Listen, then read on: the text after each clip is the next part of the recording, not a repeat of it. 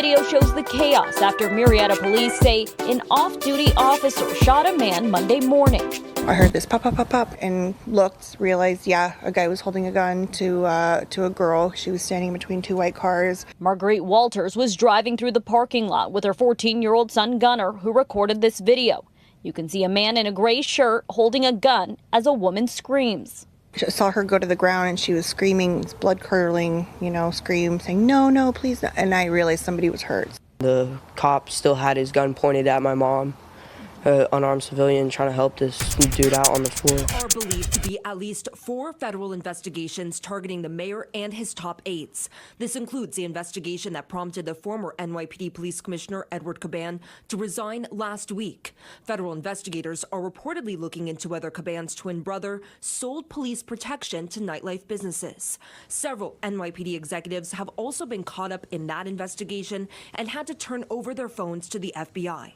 Additionally, federal prosecutors are also reportedly investigating 2 deputy mayors, a top Adams aide, the school's chancellor, and Adams' campaign for other alleged corruption violations. In a stunning move over the weekend, Adams' chief legal advisor, Lisa Zornberg, also abruptly quit. And in her very short letter to the mayor, she said, quote, "I have concluded that I can no longer effectively serve in my position." According to numerous outlets, Zornberg quit over frustration that the mayor would not fire some of his aides that are caught up in these federal investigations. She has been a great advisor. There are many things she advised us on, and we moved on. But I'm not going to go into the private conversations. 2 state lawmakers are also calling on Adams to resign: State Senator Julia Salazar and State Assemblywoman Emily Gallagher. Eric Adams is failing at his job. His administration is rampant with serious scandal, and that's a sign of poor management. Pranks involving guns, misusing tasers, and a lack of leadership. Documents from the city of Pawhuska point to these issues and more as the reason the town's police chief was fired. One in February, saying Chief Hennessy sent a picture of herself pointing a gun toward the ground to the city manager, Jerry Eubanks. He responded, asking if that photo was a threat. And one in May, when the report details a meeting between the chief and city manager where an officer reportedly pointed a gun at the back of the chair Eubanks was sitting in as a joke. The second finding says the department failed to follow its own standards of conduct and taser policy. The report said there were several times officers fired their tasers at each other, playing around. They say they talked with employees who witnessed the behavior and had it happen to them. The third finding details police vehicle accountability. In June, Eubanks ended the policy of take-home vehicles for officers who live more than 10 miles from Pawhuska because of budget constraints. Eubanks says frustrated messages directed to him from officers were instigated by the chief, and they found one officer took his car home, allegedly with the chief's knowledge, disregarding the policy. The fourth finding points to a lack of accountability and leadership. Overall, the city manager says their investigation pointed to significant issues within the department, and addressing those concerns were, quote, essential to restoring public confidence. Good morning, and welcome to the Bad Apple Report. It's 7:30 a.m., bright and early right here at home on the range. Thank you so much for being here today, folks. I really appreciate it. We're going to start our day out in San Juan County, where the Chief Deputy DA, the Chief Deputy DA has been arrested on suspicion of DWI. And this old boy O'Brien has requested a speedy trial. He's released on his own recognizance. We're going to give him a speedy trial right here in the Court of Public Opinion on the Bad Apple Report. Okay? Look at this goofy idiot. That's right. I called you an idiot, you goofball. San Juan County Chief Deputy District Attorney Dustin O'Brien, Dustin in the wind, has been arrested under suspicion of drunken driving after a September 15th single vehicle crash. Oh, what an idiot. San Juan County Chief Deputy District Attorney Dustin O'Brien was arrested on September 15th and charged with a misdemeanor count of aggravated DWI, cited with leaving the scene of an accident after crashing into a retaining wall. Maybe nobody will find out. We found out. O'Brien, 53, has been placed on administrative leave until further notice, pending an internal and external investigation, according to San Juan County District Attorney Rick Tidro. I'm very disheartened to hear this news. We are absolutely elated to hear this news. We love when a bad apple falls from the tree. We just do. Okay, Tidro added he was unable to comment further because he's kind of, all right. It's a personnel matter. Okay, Farmington police officers were called at 1:26 p.m. September 15th to a home at the 900 block of Gladewell Drive. Oh, in response to a vehicle hitting the retaining wall. The driver allegedly walked away, leaving his gray 2022 Dodge Ram 1500 on the property, parked against the retaining wall with what appeared to be several areas that had been impacted from the truck. What a goofball. The officer stated he walked around the truck and observed heavy damage to the driver's side passenger side front bumper, and the driver's side rear bumper was directly against the detaining wall, and he said there was their probable cause. The officer conducted the tow inventory and allegedly observed 2 375 milliliter bottles of Canadian Mist whiskey, under the driver's seat, and both had broken seals. One container was empty. The other second had approximately half its contents consumed. The homeowner whose wall was struck by the truck provided law enforcement with a Ring camera that reportedly showed a man wearing a red flannel shirt, brown shorts, flip-flops. Boy, he was in party mode, wasn't he, guys? The officer stated in the probable cause statement that he recognized the man as O'Brien. O'Brien reportedly was found around 2 p.m. He had a little time to sober up, did he? Okay, the same clothing in front of the speedway. The officer questioned him, and O'Brien reportedly admitted to consuming 1 to 2 alcoholic drinks and said he was safe to drive. Oh, so safe that he rammed into the retaining wall there. So O'Brien, who reportedly refused to provide a breath sample, didn't complete the standard field sobriety test. He appeared to struggle and maintain his balance, his body swaying from side to side. The officer also noted in the probable cause statement the heavy odor of alcohol coming when he exhaled. So O'Brien reportedly told the officer he wasn't feeling good and didn't feel well enough to drive. He also refused medical attention according to the probable cause. O'Brien was arrested and booked in the San Juan County Detention Center. Oh, he was released on September 16th on his own recognizance. Maybe he's watching the Bad Apple Report. Okay, DA, goofball. All right. Private attorney Mitch Burns entered his appearance as O'Brien's attorney and made a motion requesting discovery. We need to know what all you know. A certificate of disclosure and a speedy trial. All right. Well, we gave him a really speedy trial right here on the Bad Apple Report. See that, everybody? Look at that guy. O'Brien is a bad apple, and he's the chief DA, and he's out drinking and driving, allegedly, which is extremely dangerous. He should be in jail. All right, on with the show. Police fatally shot a man having a mental health crisis last November during a standoff. The family is now suing, saying the officers used excessive and unjustified force. News 13's Annalisa Pardo has details. A standoff turned deadly. Shot fired! Shot fired! Is now leading to a lawsuit. The daughter of Joseph Ramos is suing Bernalillo County, BCSO Sheriff John Allen, and Deputy Joshua Mora. Ramos was killed in a standoff with law enforcement last November while having a mental health crisis. According to BCSO, Ramos called 911 and showed up armed to a fire station, saying he wanted to harm himself. I just want a firefighter to come outside. I'm the one in front of the fire department with a gun in my head. Eventually, BCSO says he backed his car down 4th Street, so they tried to stop his vehicle. Me see your hands now! The crisis negotiation team tried to get Ramos to peacefully step out of his car, but he wouldn't. According to the lawsuit, without warning, deputies deployed non-lethal chemicals into his car. The lawsuit states about 5 minutes later, Deputy Joshua Mora, behind an armored vehicle, shot Ramos in the back of the head. By the time BCSO could give medical care, Ramos was already dead. The lawsuit claims Ramos had expressed his fear of law enforcement and that BCSO and Deputy Mora used, quote, excessive and unjustified force against him. Shortly after the shooting, BCSO said that Deputy Mora fired the shot because he said he saw Ramos move the gun from his chin toward deputies, and that other law enforcement on the scene witnessed the same.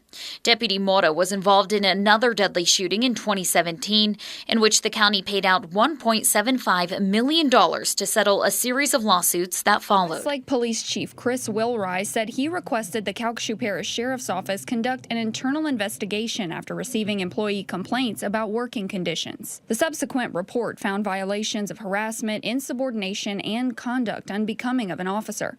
In an interview with the Sheriff's Office Internal Affairs Division, Christopher Clark denied using any racial slurs or making offensive comments toward coworkers. The report states Clark denied making derogatory statements about the chief. Yet when presented with a copy of a text message showing the remark, he admitted to sending it, but said it was only a joke among friends.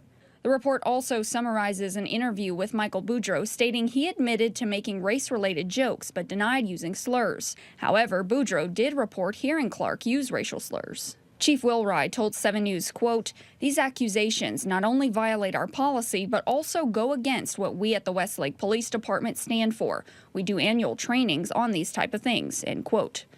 Internal Affairs sustained the complaints and policy violations, leading Wilride to recommend to the City Council that the officers be terminated. City officials said Boudreaux and Clark had the option for their hearing to be held publicly, but opted for the City Council to discuss action in executive session. They were officially fired August 19th, 2024, immediately following the council meeting. Wesley. Well, in an inauspicious entrance into manhood, this 19-year-old man, well, he made it on the Bad Apple Report, and he's in big trouble. Fort Riley soldier arrested, charged with driving under the influence, killing an off-duty police officer. Yep. Private Gage Kaiser, that's him right there. He's age 19. He was arrested September 10th, 2024 by the Geary County Sheriff's Office in Kansas and charged with involuntary manslaughter. So he's been an infantryman at Fort Riley, Kansas since February. Okay. And we're going to probably see that sentence again here. But at Fort Riley, soldier has been arrested and charged with involuntary manslaughter for a traffic accident that killed a Kansas police officer who was driving home after his shift, according to the local law enforcement. Gage Kaiser, a private, age 19, was arrested on September 10th for a warrant out of Sedgwick County where the March traffic accident occurred. Okay, so, wow, he's been out for a little bit. According to the Geary County Sheriff's Office, the charges against the soldier are involuntary manslaughter while driving under the influence of drugs or alcohol and 2 counts of aggravated battery. Kaiser was driving on a U.S. Highway 81 in Peck at about 4:19 a.m. March 16th when he ran a stop sign while speeding and hit a vehicle driven by Clearwater Police Officer Scott Hollingsworth, according to the Sumner County Sheriff's Office. They responded to the accident there. The area south of Wichita is largely rural with the exception of a nearby casino. Kaiser was leaving the town of Mulvane and traveling to a friend's house, according to the police. Fort Riley is about 120 miles north of Wichita.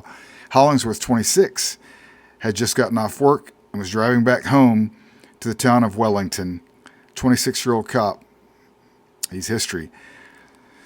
Okay, he had worked for the department for about a year and is survived by his wife and daughter, according to Clearwater Police. Kaiser, an infantryman, enlisted in the Army in July 2023 from Arkansas City, Kansas, and he's been assigned to Fort Riley since February, according to the base. Well, his career is history. His freedom is history, allegedly. The soldier was in Geary County Detention Center with a $200,000 bond, according to the county's website. Fort Riley is partially located within Geary County. Okay, Fort Riley has about 15,000 active duty soldiers assigned to the base, and it's the largest infantry division around. Okay. Young man, you made a bad decision. Okay. On with the show. It's a saga as old as Chicago itself. In June, Ed Burke was sentenced to 2 years in prison and a $2 million fine after being convicted on 13 counts of racketeering, extortion, and bribery. It's a bitter humiliation for the 80-year-old Burke, who served more than 50 years on the Chicago City Council, representing the 14th Ward on the Southwest Side. How about a few comments? GED and drug education classes are available, as are opportunities for sports, cards, golf, and crafts, according to its Wikipedia page. And it's where former Illinois Governor George Ryan spent time before being released in 2013. Burke was convicted of trying to steer tax appeal work to his private law firm by shaking down developers and business owners. Much of it captured on secret recordings made by former Alderman Danny Solis. While you're at it, recommend the good firm of Crafter and Burke to do the tax work. It is this persistent culture of corruption that stems largely from our legacy of machine politics. According to the indictment, authorities say 59-year-old Anthony Saccavino and 49-year-old Brian Cordasco used their positions in the Bureau of Fire Prevention to accelerate the inspection and approval of fire safety systems at some 30 buildings and took bribes to do so. They allegedly worked with a retired firefighter, Henry Santiago Jr., who ran an unsanctioned expediting business. After Santiago was paid by customers for fast tracking, he would secretly give a cut to Sacavino and Cordasco to obtain preferential treatment by the BFP for his customers. Sacavino and Cordasco each made more than $250,000 a year salary at the FDNY, and through this bribery scheme, officials say they made another $190,000. Federal authorities also say the two former chiefs lied about the scheme to investigators. These charges send the important message that DOI is watching and that our law enforcement partners stand ready to work with us to hold accountable public officials who abuse their power. The alleged crimes happened between 2021 and 2023, a period when inspections backlogged due to COVID, and City Hall allegedly had a fast-track list of its own. There is not a DMO list. Today, the deputy mayor said there was no such list under the Adams administration, and the mayor says the alleged crimes began before he took office. I'm saying the people who did the action should be blamed for it. Started under the previous administration. Our administration became aware of it. They took the proper steps and reported the action. Just a few minutes ago, Sacavino and Cordasco were both arraigned. They both pleaded not guilty. And as for the FDNY, the fire commissioner issued a statement earlier today saying that the department would continue to cooperate with any investigations and that the safety of New Yorkers remains the top priority. I'm beginning to think these detention officers don't mind getting locked up. Seems like they don't mind it at all. The Cleveland County Detention Center recently locked up. This all coming at the same time the Cleveland County Sheriff's Office facing criticism over something unrelated to the detention officer's arrest. News 4's Mecca Thompson joins us in the studio with a breakdown. Mecca. Yeah, Adria, Dylan, that Cleveland County detention officer was arrested Wednesday, and also the Cleveland County Sheriff's Office is in hot water following an announcement they posted to social media Friday afternoon.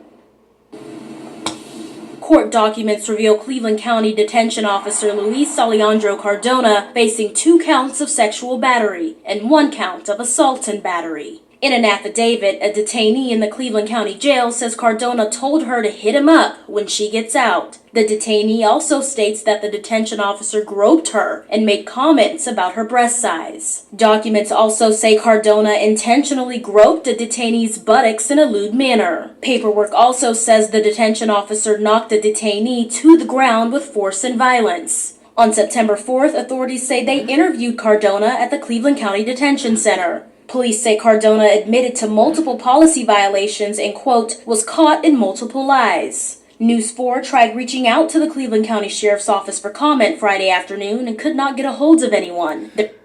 Well, they're probably busy with all those bad apples they have to contend with. All right, let's move on with the show, folks. Marietta police say it all started as a road rage incident between 2 people just after 9 a.m. That's when investigators say the off-duty Hemet police officer, seen in the gray shirt, intervened, shooting one of the men.